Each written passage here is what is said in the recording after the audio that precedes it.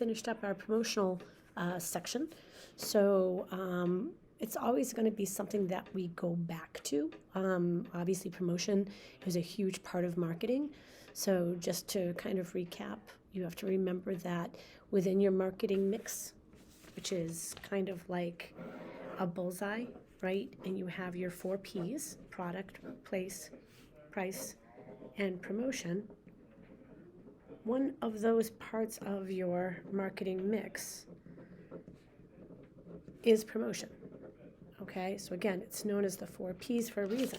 So one of them is promotion. Okay, within promotion, there are 5 types of promotion that you can do. So just like your marketing mix is like a blender, right? And you have to mix them all up together to reach your target market.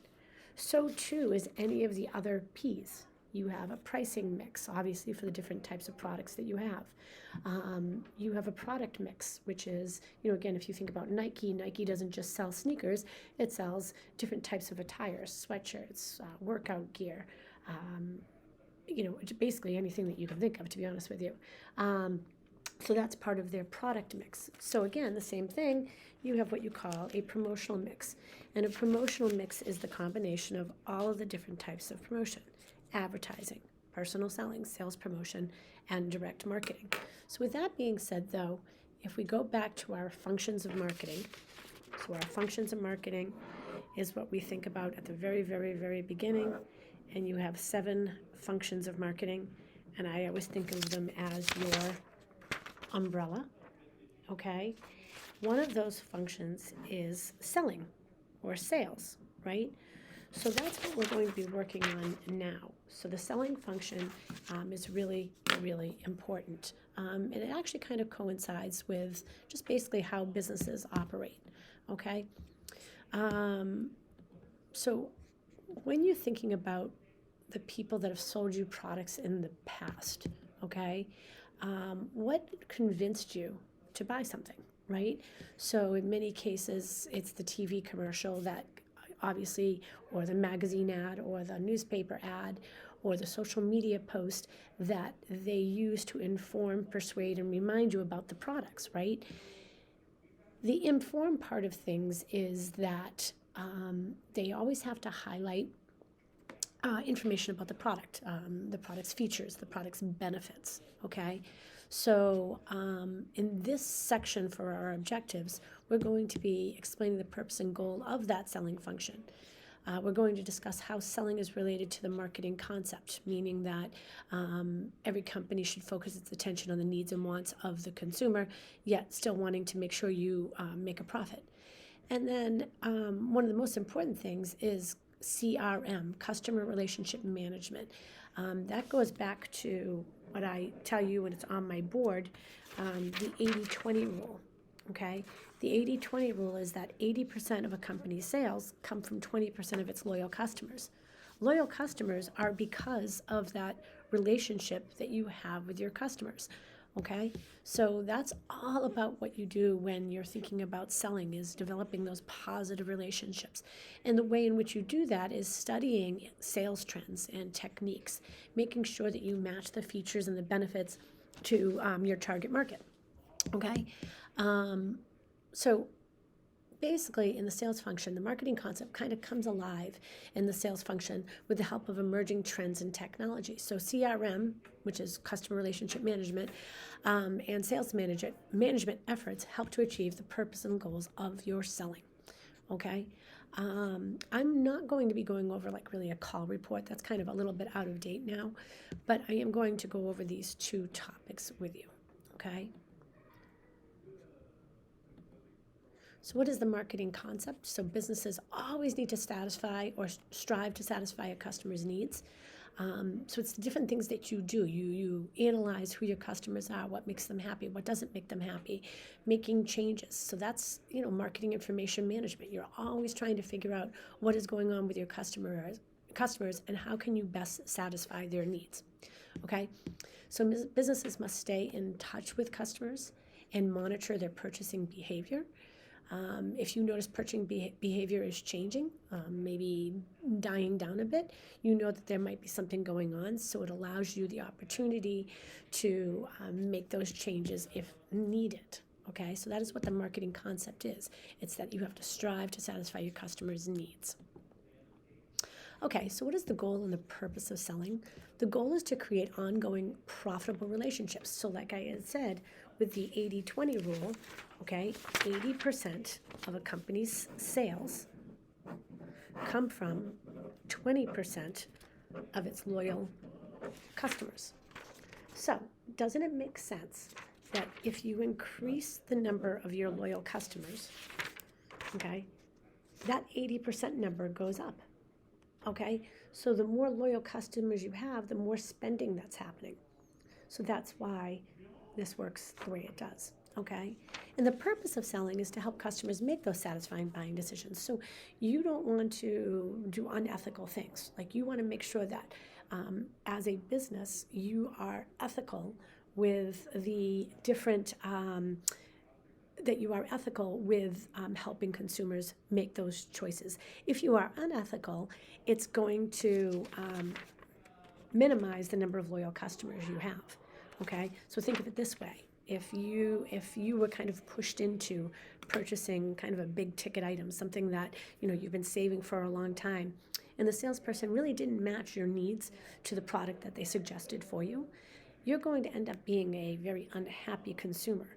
And if you're an unhappy consumer, you're not going to be a loyal customer to that business. So I hope that makes sense to you guys. So the marketing concept has created a customer-centered focus. Okay, everything is about the customer, and I'm sure you guys have heard the kind of the concept about the customer is always right. Okay, in most cases, yes, that's true. Obviously, you can't go back on certain things, like you can't just go, oh, okay, you can have it for $10 because you want it for $10. But in most cases, you really have to cater to who your customer is and individualize your approach. Okay, so what is the definition of customer relationship management? It's a system that involves finding customers and keeping them satisfied. Okay, so how do you find customers? Customers can be found in many different ways, most of which, though, is really just making sure that your promotional strategies target or reach your target audience. Okay, so that your promotional strategies answer the questions that the customer or the potential customer is looking for. So sales trends and technology are really important, and I think you guys are starting to figure this out. Technology allows you to reach those customers a little bit easier. So through websites and social media, emails, regular traditional mail. Customer loyalty programs are huge. Developing a loyalty program that makes your customer happier because they're getting rewarded for frequenting your business gives them a feeling of being appreciated. Okay, so customer loyalty programs are a huge way to increase your customer loyalty. Okay, and when you increase your customer loyalty, again, that 80% of your sales, that number, that revenue value goes up. Okay, mobile devices. Remember, one of the terms that I want you guys to think about is SOLOMO. Social, local, and mobile platforms. So these are sales trends. These are how businesses are reaching out to their consumers. And then partnerships with other businesses as well. So if you have a partnership with a business, it can help improve sales for both companies. Okay, let me just... Sales management, I'm not going to go too far into this, but sales management is responsible for instilling company policies or creating company policies. Customer relationship management, this is the one that I want to think about a lot, is the training. So if you ever get a role play that talks about the fact that a lot of customers aren't pleased with your sales staff or the employees, one of the things that you should develop, or any business in real life should develop, is a better training program so that the employees kind of abide by and represent the business in a positive way. Okay, compensation and sales quotas. So when we were talking about sales promotions to we the consumers, like coupons and deals and premiums and incentives, sales management can actually offer almost like sales promotions to their employees through setting up sales quotas and compensation. So a sales quota is like if you sell, like if you think about a car dealership, right? And a salesperson sells 3 cars in 1 month, they may receive some type of monetary thank you from the company, meaning, you're selling these big ticket items, and in many cases it's $20, $30, $40,000 for a sale of a car. Mercedes, BMW, Tesla, in some cases could be $50, $60, $70,000. And so, these companies are earning a huge profit off the sale that you made as a salesperson. So what they understand is if they give a sales quota, meaning that you have to sell a minimum of 2 cars, okay, it makes the employees work harder to make sure that you reach their quota. If you exceed your quota, though, in many cases you get an extra kind of compensation, kind of bonus, because you sold more than what was expected of you.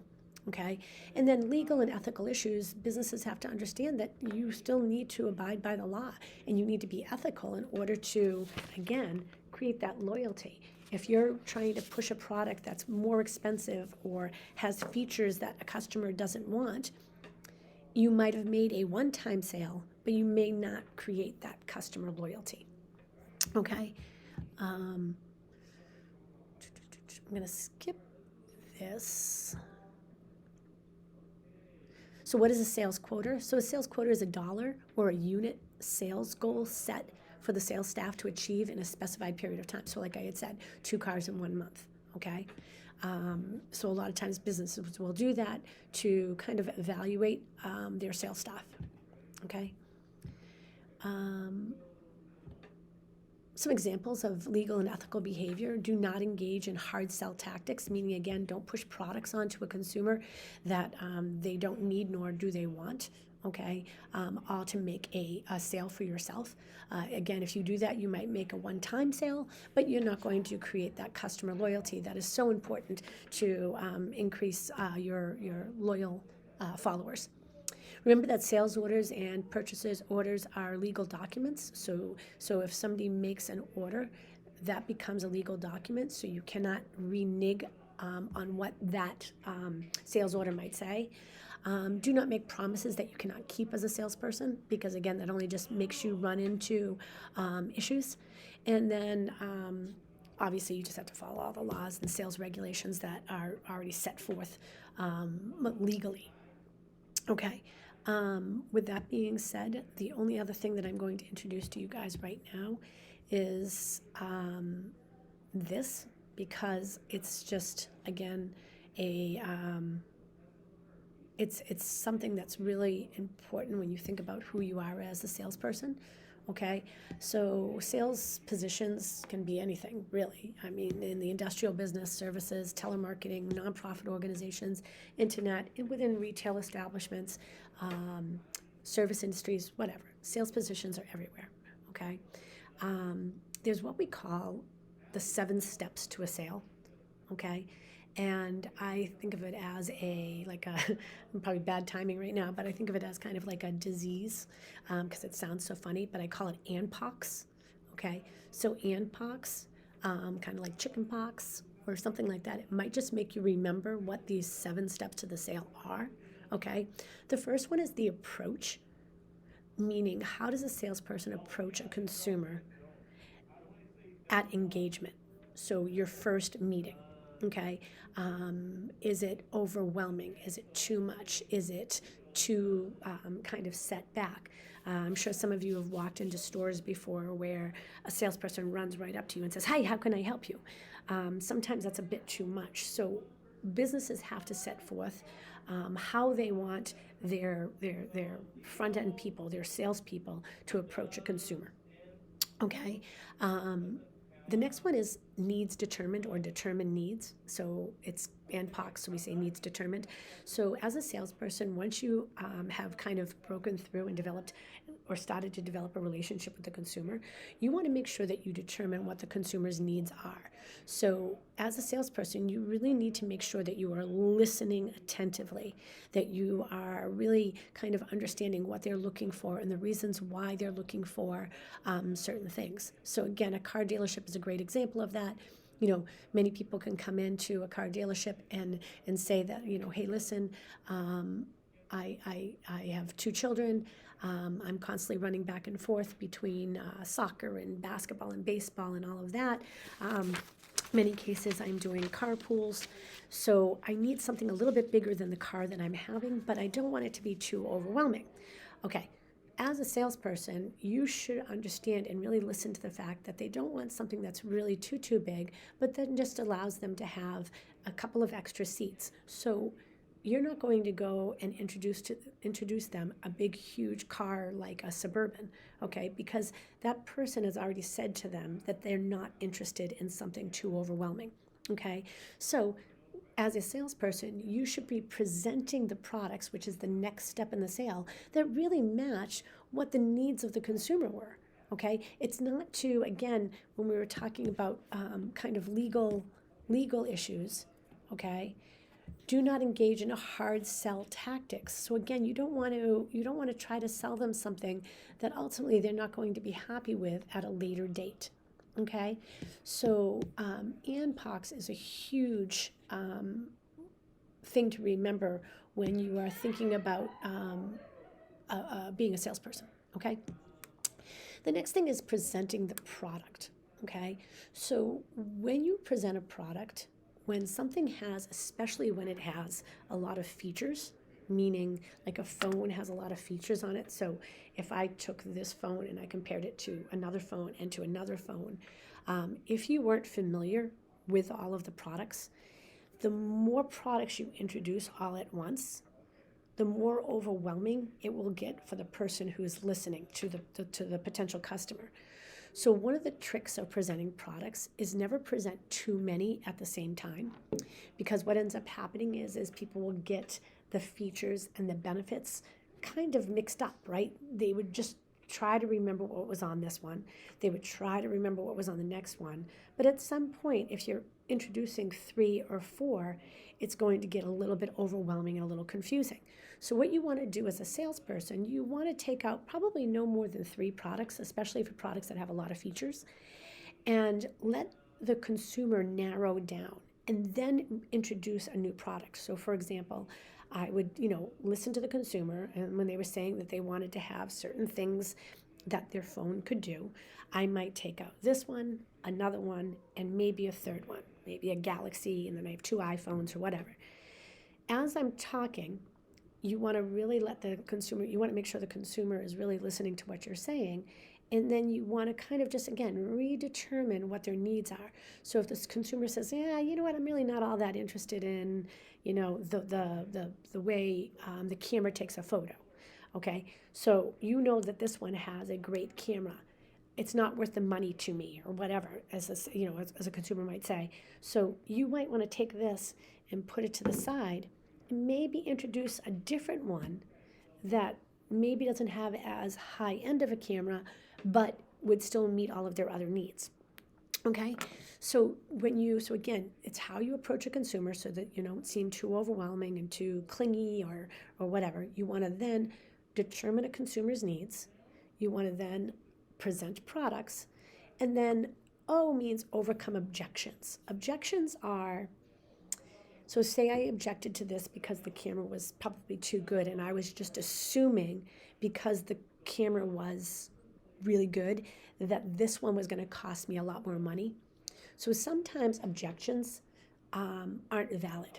So in many cases, as a salesperson, you could say that's not what that camera is not what is increasing the price of this product. Okay, this phone has other features that you are really interested in. So let's just keep it to the side for now. But just to let you know, don't say no to this product because it has such a good camera. it has other features that are what really is driving the price up just a little bit. So you're trying to really listen to why the person is objecting to something, because in many cases it could be true and you need to kind of almost start over. But in some cases, an objection is based on a misunderstanding. Okay? ANPOX. So the next one is C, closing the sale. Knowing when it's time, not too soon. Okay?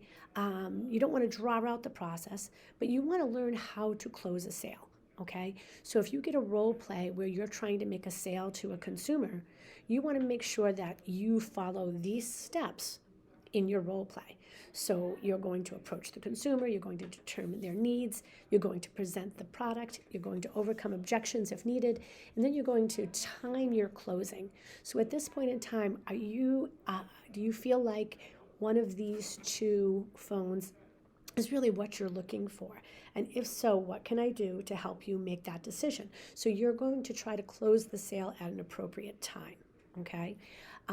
Again, you don't want to rush it, so you don't want to just start having a conversation with somebody and being like, oh, can I take this to the register for you? Okay, you want to make sure that your timing is appropriate, okay? The last step, and I'm saying last step, is the S in ANPOX, and it's called suggestion selling, okay? So what suggestion selling is, so say the customer decided to buy this phone right here, okay? When you think about when you purchase a phone, does it have everything that you need? And the answer is no, okay? So suggestion selling is adding a product on that can enhance, I turned on my flashlight by accident, that can enhance the person's purchasing decision. So my flashlight's not going off. So would you like a case for your phone? Okay, that's suggestion selling. So it's something that can enhance the product a bit more, so it prevents it from breaking. Okay, with a car, I might have said, I do a lot of skiing. I have to travel down to Virginia to drop my son off at school. So we want to make sure we put a Thule on the top of our SUV, whatever it might be. So suggestion selling would be asking if somebody would want something that would help them make a better decision. So it's, for a little bit more, we can have a factory installed roof rack. And what that will do is, though it might be a slightly more expensive than a manufacturer one that you do yourself, it prevents a lot of noise. It stays on permanently. Whatever the features and the benefits are, but it's adding on additional products that are going to make the car more enjoyable, the phone more enjoyable. And the reason why I said that's the last step to the sale, okay? R is ultimately what happens if you do that. You're building a relationship with the consumers. So ANPOX and R is you're building that relationship by making sure that you are doing everything appropriately, ethically, okay, and in a way that you're really customer focused. So when we were talking about way up here at the beginning, when we were talking about customer or marketing concept, okay, businesses must try to satisfy customers' needs, but also customer relationship management, a system that involves finding customers and keeping them satisfied. So you want to make sure that that is what you are doing, okay?